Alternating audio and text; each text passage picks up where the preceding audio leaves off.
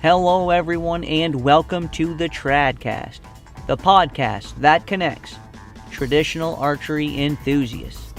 Today is episode number 23, and on today's show I'll be giving you some updates here from upstate New York. We'll be discussing some Hidey hole food plot tips, and then we'll be comparing Sony's Action Cam to the GoPro.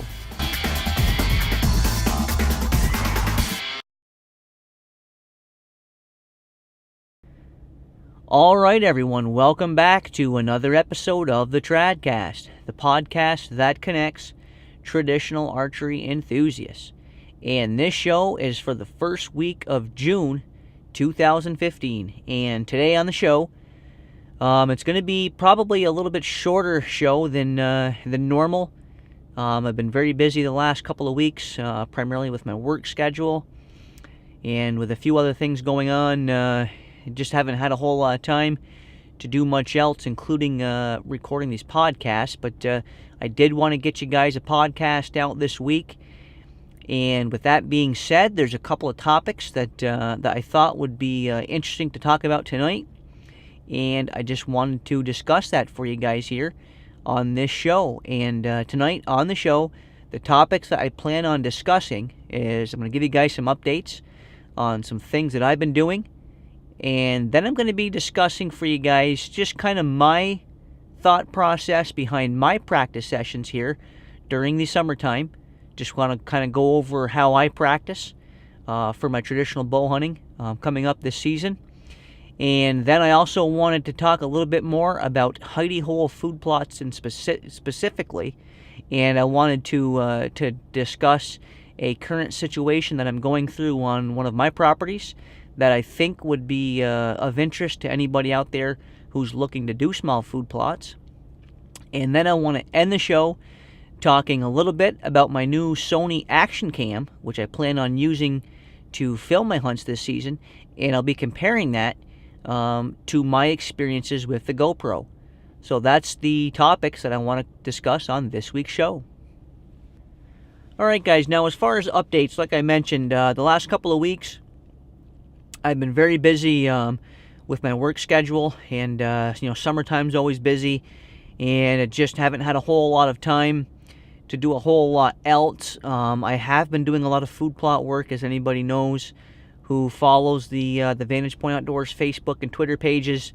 You know I've been doing a lot of food plot work. I've got nearly a dozen food plots this year going, and all that work has got to get done. So I pretty much have been chewing up my 2 days off each week the last month or so, doing a ton of food plot work. And so that's pretty much the most of what I've been doing as far as updates. Of course, I have actually managed to shoot my bow every day still, even if that is just 5-10 arrows a day. And I've actually had a couple of days where I've only had time to shoot 5-10 arrows before dark after a long day. But again, I think it's important to shoot my bows every day, especially for me, because I'm still very new to to traditional archery, and I'm still trying to just get as good as I can before this upcoming hunting season. Because as anybody knows who's been listening to the podcast, I'm jumping in both feet into this traditional hunting, and I need to shoot my bow a lot. I've been shooting every day.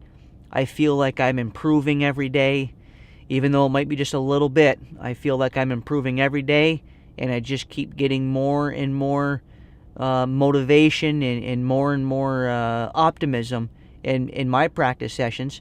And I wanted to discuss a little bit with you guys tonight about how I'm going about practicing, and kind of what my beliefs or my thought process is in my own practice sessions, and hopefully you guys can pick up a thing or two that might help you out in your own practice sessions.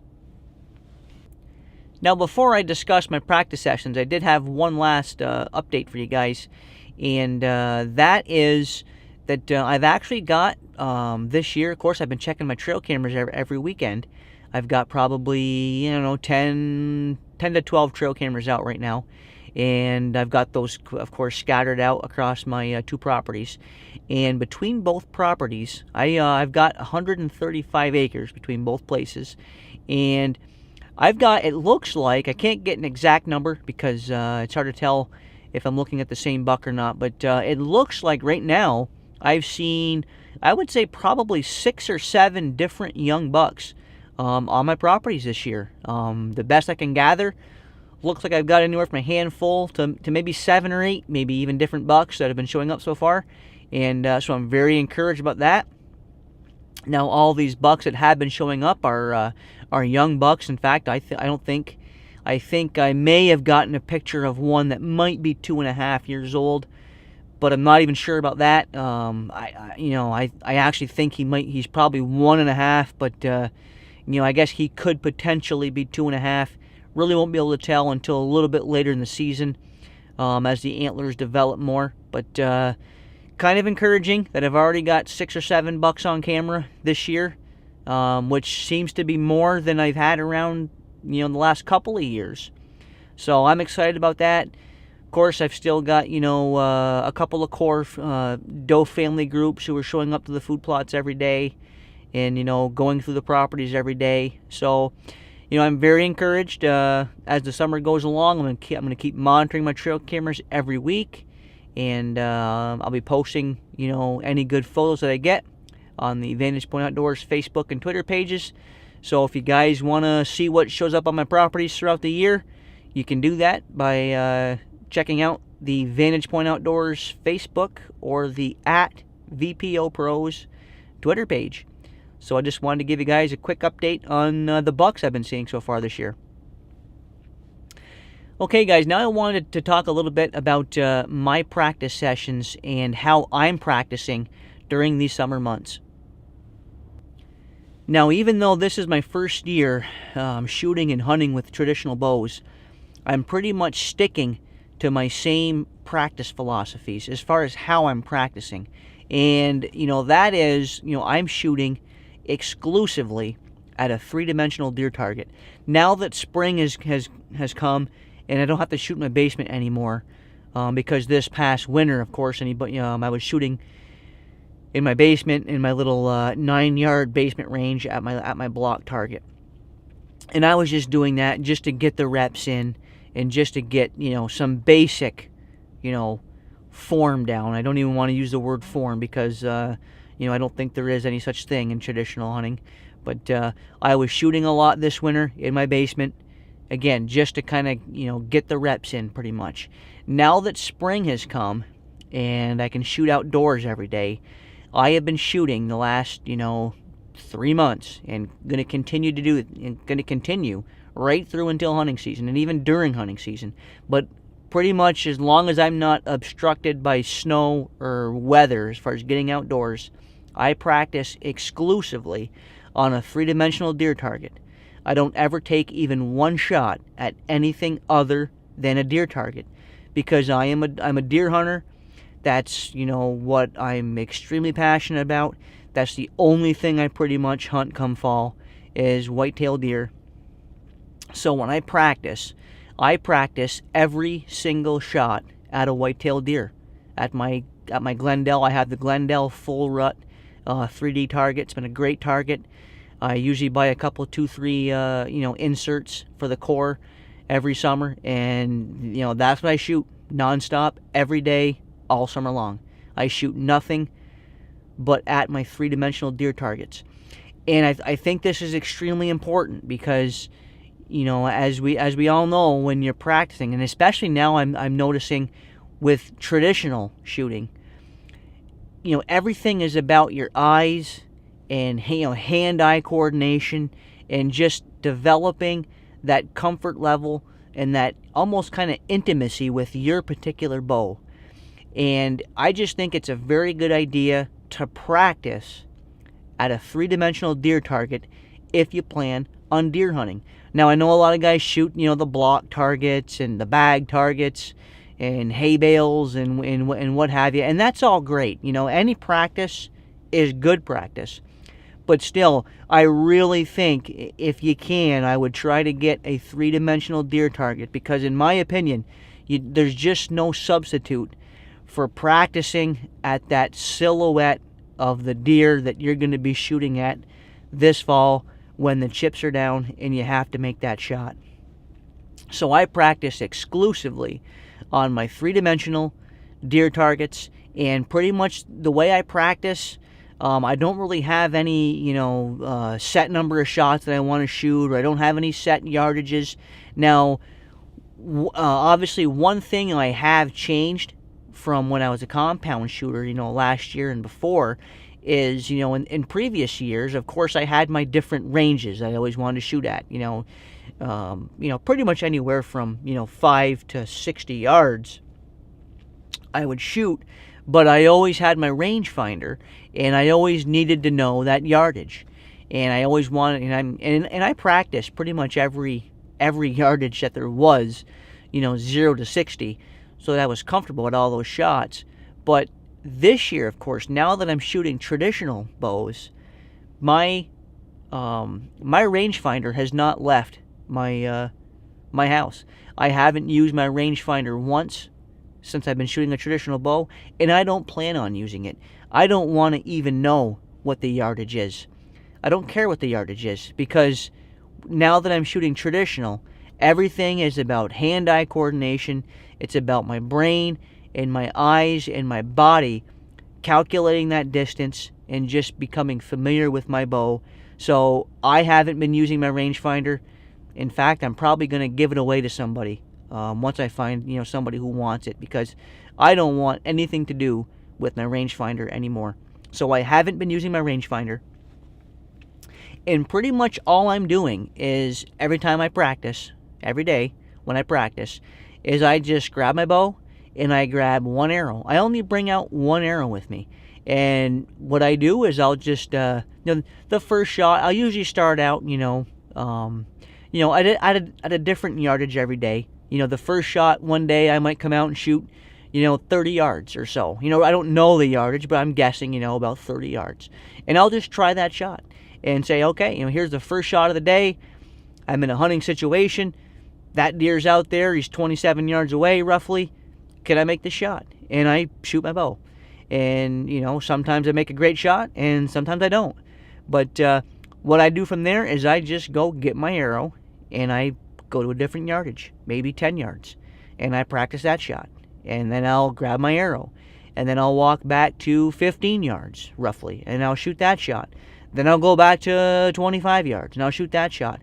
And I only shoot one arrow at a time, and I go up and get my arrow, and I actually kill, maybe a minute or two in between shots, because I'm always trying, my belief is that it's best to always try to simulate that one-shot scenario. And I don't want to practice multiple shots at the same yardage, because I just think that that's not going to be a very realistic, hunting scenario. Because one day you might be hunting one spot, and you might have an opportunity at 13 yards. And then the next day you might have an opportunity at 26 yards. And then the next day you might have an opportunity at 4 yards. So the way I practice every day is I pretty much shoot anywhere from, depending on time, I might shoot anywhere from, like I said, 5 arrows to, there's been days I've shot 150 arrows, on a weekend if I ain't got much going on or something. I've shot, a couple hundred arrows in one day.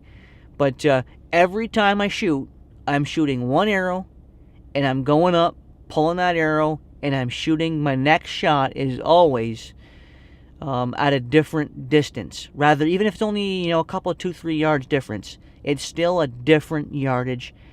And again, I'm not worried at all about yardage. I just want to shoot from different distances every time, and I just think that's the best way to practice for a bow hunting scenario, for bow hunting purposes. I personally believe that's the best way to practice, as opposed to just standing there on your marked out 15-yard line and just shooting in a group of 10 arrows, and go pulling those 10 arrows, and then maybe trying it at 20 yards and rifling in 10, 15 arrows at 20 yards. And then I don't practice that way. Now, I am by no means a great shot. In fact, I'm probably a subpar shot at this point with my traditional bows, because I'm really kind of new to it. I've only been shooting for about 9 months now, which isn't a whole lot of time. And I'm not the best of shots. I'll admit that. Right here to everybody, I'm not the best shot, and I'm not claiming to be the best shot.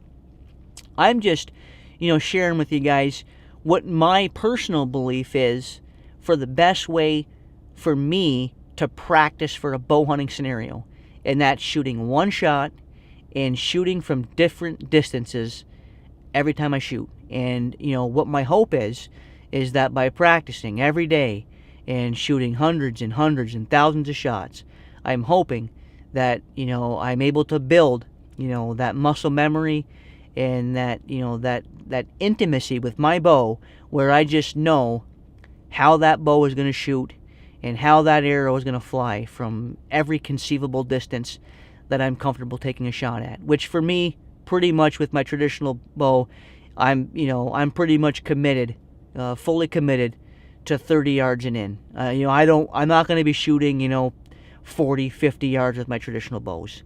I'm going to have to work at getting in closer next time to the animal. So I've made the commitment to making this a 30-yard and in game, and I'm doing all I can to practice and to become the best bow hunter that I can become, because at the end of the day, bow hunting is the only thing I'm concerned about. I've yet to shoot at a 3D archery shoot. It's something I would like to do, honestly. I wish I had more time on weekends to do stuff like that, but I've just, I only get 2 days off a week, and this time of year, honestly, I have to invest the vast majority of that time working on my properties and and getting things done around the house, and just doing things that I have to do, and I just don't have a lot of time to take part in these weekend 3D shoots. And even during the week, my work schedule is just I never have consistent hours, and I just can never really be available for a 1 week every night, same week, same day every week 3D shoot. I just can't commit to that kind of schedule. So I've yet to even shoot at a 3D course or at a 3D event. And I want to just to have fun and try something new. But when it comes to my practicing for bow hunting, that's something that I do honestly pretty much by myself, because when I hunt, I hunt alone, and I'm the only one that's going to be there to make that shot when that animal's coming in. Nobody else is going to be there to make that shot for me. I have to make it myself. And I just like to practice alone, where I can get myself mentally mentally into practicing, and really trying to do my best to simulate hunting scenarios. And I'm constantly shooting off my knees, and I'm shooting hunched over, and I'm shooting from all different kinds of angles, just trying to do my best to simulate what I think is going to be the hunting situations I'm going to be in this fall. So that's a little bit about how I practice. Pretty much, it's pretty much what I do every day when I shoot. And I try. And another thing I think's important to point out, and I like to end my practice session on a good note. And what I mean by that is I like to end it with at least a couple of good shots. And even if that's even if I have to move into 5 yards to make those 2 good shots, I like to end my practice sessions with a couple of good shots. I just think it's good to end on a positive note, so that later on that night, or you're not thinking, oh gosh, the last couple of shots I missed a deer, or I hit it in the guts, or whatever. So I like ending each practice session on a positive note, even if that's going into 5 yards and making good shots. So just another little tip that I wanted to point out for you guys that I think will help you out. But that's just a little bit about how I practice. It's something I'm going to keep doing, and it's something that I believe in. So I just wanted to give you guys a quick little update on how I practice. Okay, guys, and now, like I mentioned before, I wanted to talk with you guys briefly about Hidey hole food plots, And I wanted to run you guys through an exact scenario that I'm dealing with actually right now on a couple of my plots. And what these plots are is they're small, very small little food plots. I would say, gosh, they can't be much more than maybe a 1/12 of an acre, and maybe even smaller than that. But they're pretty small food plots. And these are both in areas. They're down along, they're way back in the woods. They're down, along the edge of a swamp. And these are areas that have never been, cultivated before, have never been planted before.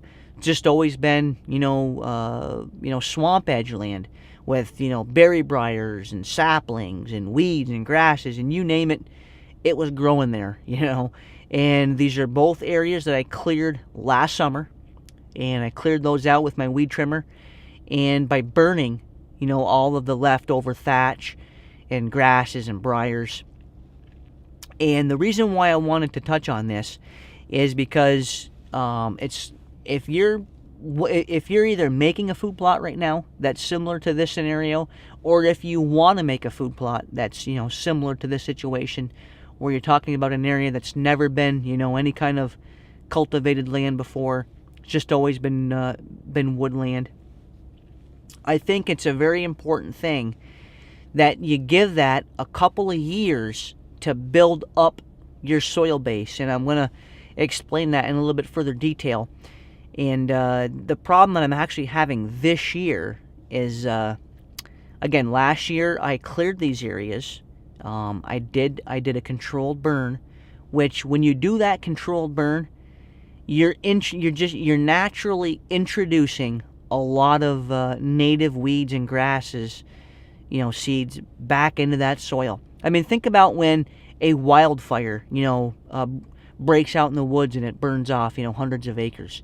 And, within a few months, you've got all those native grasses and forbs and weeds coming back. Well, the same thing is going to happen in your food plot if you burn off the remaining thatch. Even though you may have sprayed Roundup on those weeds before burning, and you may have had all those weeds and grasses, killed off.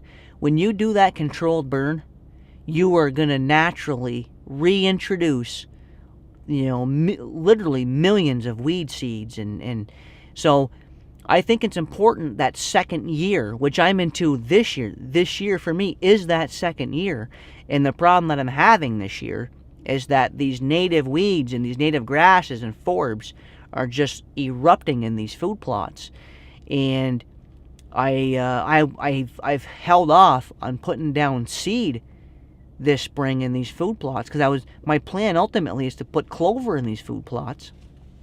But the problem that I'm having is that the native weeds and grasses are coming back in so thick that I just don't think I could get away with putting down clover because they would simply be choked out, immediately by all these weeds and grasses. So what my plan is this summer, and I actually just mowed both of these food plots this past weekend because, again, these grasses have been growing pretty rapidly, and I wanted to get them knocked back so I could buy myself a little bit more time.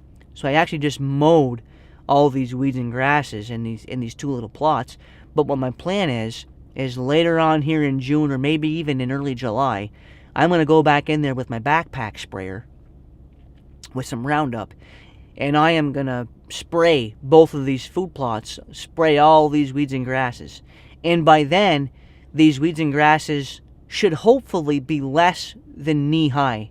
That's my goal anyways. And if they're not, if these weeds and grasses continue to grow back rapidly and, get back above, knee-high before I can get in there and spray, I'm going to mow them again because I think it's important that you have these weeds and grasses knocked back to a low level. And the reason why I want to do that is because after I spray, I'm going to let those food plots sit until probably early August. So hopefully I can spray them by end of June, which will give them pretty much a whole month, maybe even 5 weeks, 6 weeks, hopefully, to just brown up and just have all those sprayed weeds and grasses just wilt to nothing and just die.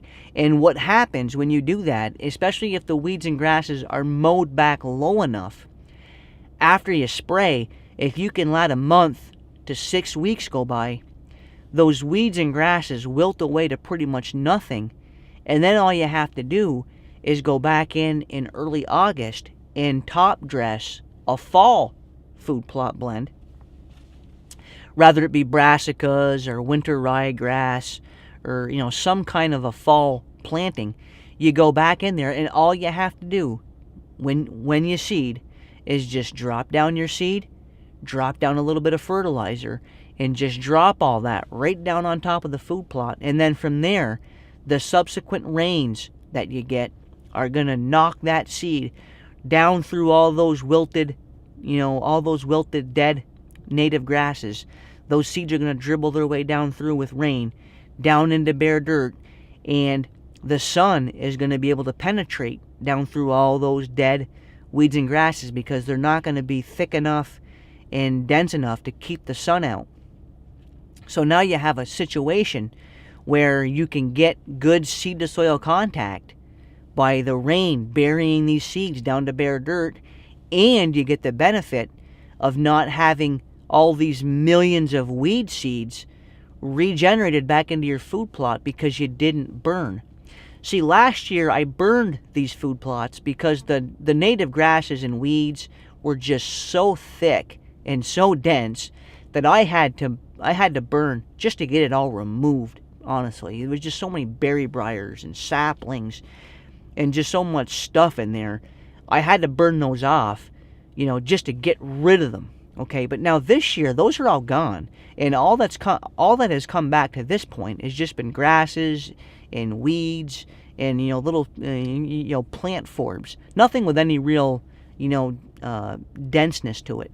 So I can go in there now in a couple of weeks and spray these food plots, and if I give them 4 to 6 weeks to die off, now I've created a situation where I can go in and top dress a fall food plot blend on top of all that, get great seed to soil contact, get a great establishing fall food plot, and not have any of these weeds and grasses come into play. And then next spring, I can put in hopefully some clover. And by then, I should hopefully have the soil base in these swamp edge food plots built up enough where I can grow a good stand of clover.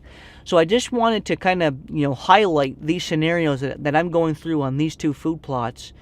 I guess what I'm saying here, long story short, is if it's a spot where you want to put clover or some kind of a perennial food plot planting, if this is an area that has been pretty much wooded or weeds and grasses for many, many, many years, in my opinion, you're probably better off to go through 2 complete seasons of a fall planting, and on the year before you want to put it into clover, make sure that you don't do a controlled burn and just spray those off, weed whack them down low, spray them off a few weeks later, and then give them a month or so to wilt away to nothing before you seed. This way here, you don't have to do a controlled burn, and you won't be introducing all these literally millions of weed seeds into this food plot, because nothing can be more discouraging, when you're putting in food plots and having weeds and grasses, overtake your plots. And I think if you try putting in a clover field right after a controlled burn, it can be very difficult to do. It's not impossible, because I've actually done it in a couple other food plots, but these are in areas that have a lot better soil conditions, and they're areas where the clover was really able to establish quickly. And in these areas here that I'm talking about along the swamp edge, the soil just simply isn't good enough in there for these clover plots to thrive right now. I'm going to have to go through a couple of years to build up that soil base, and in my opinion, there's no better way to do that than putting in a couple fall plantings of, say, winter rye or brassicas or some other kind of fall blend that can help build up your soil base. So I just wanted to give you guys a quick highlight on that, in case anybody out there wants to put in one of these small hidey hole food plots, or maybe even a couple of them this summer. that might be something that you want to try out on your properties. And that's what's worked for me here on my properties, and I just kind of wanted to share that with you guys. Alright guys, and now lastly here on the podcast this week, I wanted to discuss briefly with you guys my initial experiences with my new Sony Action Cam and how it compares to the GoPro.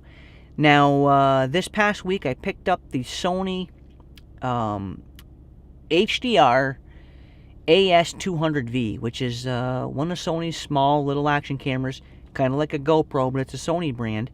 And there's a couple of reasons why I picked this up, and I wanted to give you guys some insights on my experience with it so far and how I think it compares to the GoPros, and why I think it's going to be a better camera for self-filming my hunts this season.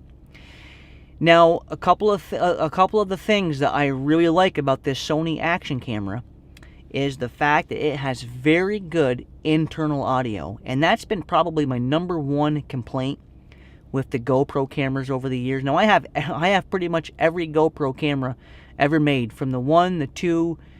The only one I don't have is the 3 Plus. I have the 1, the 2, the 3, and I have the Hero 4. So I have all of the GoPro cameras except for one, and less than desirable audio has kind of always been, a point of contention on the GoPro cameras. So the internal audio on the GoPro simply are not very good. But the internal audio on this Sony Action camera is great. And I actually posted a couple of videos. Actually, I think I put 3 up last week. So if you want to look at some video samples and some audio samples, you can head over to the YouTube channel. There's a link for it in the show notes. Go to our YouTube channel, look through our recent uploads, and you'll see several videos there that I recently uploaded that were shot with the new Sony Action Cam, and that was recorded with the internal audio from the camera, and it's very good audio. It's the Sony Action Cam has stereo microphones, so it captures really good audio, much better than the GoPro. So that's one of the major features that I like about the new Sonys. Another thing that I like about the Sonys is the fact that these cameras are weather resistant outside of their weatherproof housing. Now, the cameras do come with a waterproof enclosure, but unless you're going to be submerging this camera, like if you're going scuba diving or snorkeling or putting it in a bathtub or something, unless you're submerging this camera in the underwater, you can pretty much operate these Sony Action Cams without even having the waterproof housing. So that's another very big bonus to the camera, because now you can capitalize on the stereo microphone inputs that the camera has, because the camera's very weather resistant, so you can have it out, filming a hunt on a head strap or mounted to your bow or what have you. You can have it out there in the elements, even in a rain event. You can have it out there exposed to those elements and not have to worry about your camera being damaged, and which isn't the case with a GoPro. With the GoPro, they have one of the mounts they have for the GoPro is called the frame mount, where you can mount it without pretty much having to use the weatherproof housing. But the only catch to that is if it starts raining, now you have to put your GoPro away or put it in the waterproof casing, because you can't take, being exposed to rain or snow or wet snow like that. And then once you do that, now you have the issue of, terrible internal audio. So that's another big feature that I really like about the Sonys. And another feature I really like about it is the fact that these Sony cameras have optical steady shot, which is, a great feature for these cameras. It's something that GoPro doesn't have. And if you look at some comparison video online on YouTube or other video sites, if you look at some comparison videos, you can see the great job that steady shot is doing at, really significantly reducing all those jitters and all that, wobbly, shaky footage. The steady shot on the Sony does a great job of, mending a lot of that out of your footage. So I think it's going to work really good mounted to your bow or mount it onto your head with a head mount strap. It should really improve the visual look of your video because it has the steady shot feature. So those are three, in my opinion, significant advantages that the Sony has over the GoPro. And another one that I really like is the fact that these new Sony action cameras actually shoot in Sony's new codec, which is, I believe it's the XAVCS codec that Sony has. It's a new codec that they came out with just a couple of years ago, and the new Sony action camera can actually record, and in fact it can go to the frame rate. It can shoot 1080 60 frames per second video, and it can shoot that in 50 megabits per second video, which is outstanding, which is an outstanding bit rate, much higher than the GoPro. And if you get the Sony also has a new 4K action cam out, which I think is their FDR AX1000V. That's the very newest one they have out. That's a 4K camera, and that camera will actually shoot in the same XAVCS codec, but it'll record at 100 megabits per second, which is very, very high quality footage. Very, very high quality footage. So these Sony action cameras have amazing video quality. I have both. Like I said, I have both cameras now. I just got the Sony. I've been testing it out here a little bit here the last week, and of course I've had several years now of using the different GoPros, and without question, the Sony Action Cam video quality is at least as good, and in many instances I think even better than the GoPro. And when you factor that in with the steady shot, with the significantly better internal audio, when you factor that in with the fact that this camera can be used outside of the weatherproof housing, in my opinion, it's going to be a great camera for self-filming your own hunts, especially if you want to mount this, like I said, onto your bow or onto a head strap. And another thing I wanted to point out, and that I've noticed through my testing, is I also think that the Sony Action Cam has an ergonomical advantage over the GoPro. And I will explain that for you guys a little bit further. What I mean by that is, with the GoPro right now, when I have that on my head strap, it takes a lot of muscle memory and a lot of practice with the camera to know exactly where to reach up and what button to push to turn it on, and what button to push to get recording. Now the GoPros do have a way to program your camera to a one button mode, where all you have to do is simply turn it on and it will automatically start recording. So you can get away with one button push, but you still have to know where to reach up and push that camera to know if you're filming or not, to get that on. And I'm not always 100% sure that I've pushed the button right, or that something didn't go astray. And a lot of times what I'll actually do is I'll actually quickly pull out my cell phone, my smartphone, and I'll just kind of use the screen of my phone as kind of like a mirror to just glance real quick to see if I'm actually recording. So that's another little quick tip for you guys. If you've got a GoPro or some kind of action camera onto your head, you can actually just use your smartphone screen as like a mirror to kind of look in and make sure you're recording. I had done that before in the past. But the GoPro just has some ergonomical disadvantages. And probably a feature that I'm really liking about this Sony camera is the fact that, and don't quote me, I don't know for sure that the GoPro cannot do this, but I'm pretty familiar with the GoPro cameras, and I don't think the option exists. But with the Sony camera, you can program these to pretty much go into sleep mode after you've stopped recording. So say you've recorded a clip and you turn your camera off. I've got my camera actually programmed to shut off after 20 seconds of not being in record use. The camera will go into sleep mode. So it'll actually power down and save your battery power.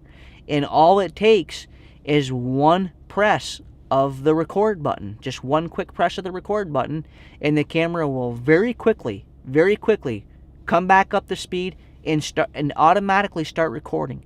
So with one press of the button, you can start recording, and then after you're recording, the camera will automatically turn off for you. And that's something that I don't believe the GoPros can do.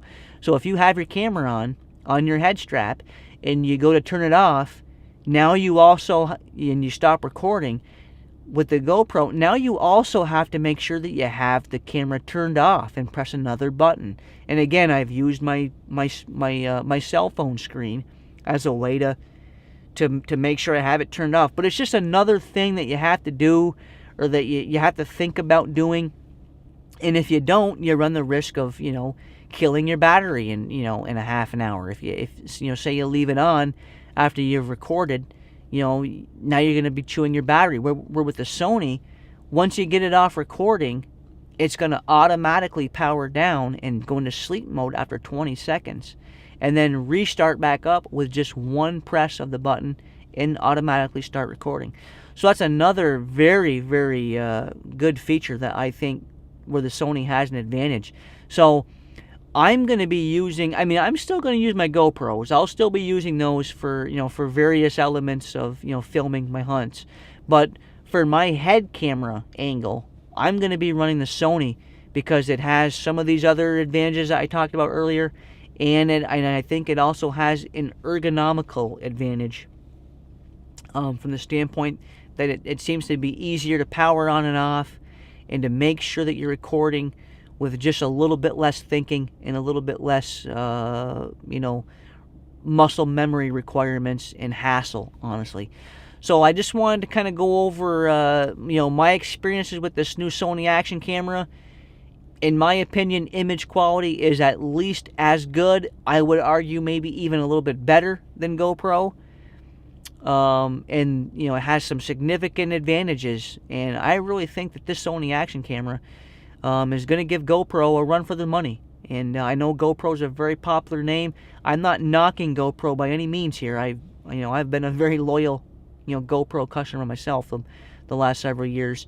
But I did pick up this new Sony Action camera, and I am really enjoying it. And I think it has, several distinct advantages over the GoPro. And I wanted to do a quick little segment here on the podcast, just kind of letting you guys know what I'm thinking of the camera so far, and these advantages that I do see. So, all right, guys, that's going to be it for this week's show. I only have one last reminder for you guys.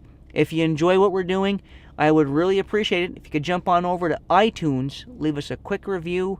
It's a great way for me to not only get this podcast out to more people, so that hopefully can start helping more people out, but it's also going to be a great way for me to continue to get more guest interviews here on the show. And just an update on that front, I have been in contact with a few other guests that I'm still trying to get lined up for some guest interviews here in the future. But, like I mentioned earlier, with my work schedule the last few weeks, and the schedules of some of these other people that I'm trying to bring on, just haven't been able to get a guest interview lined up here for a few weeks. Everybody seems to be just a little bit busier come summertime, but I'm hoping that in the next week or two I can get another guest interview on here for the show. Alright guys, once again I want to thank you for tuning in to another episode. I'm going to see you next week right here on an all new episode of the TradCast.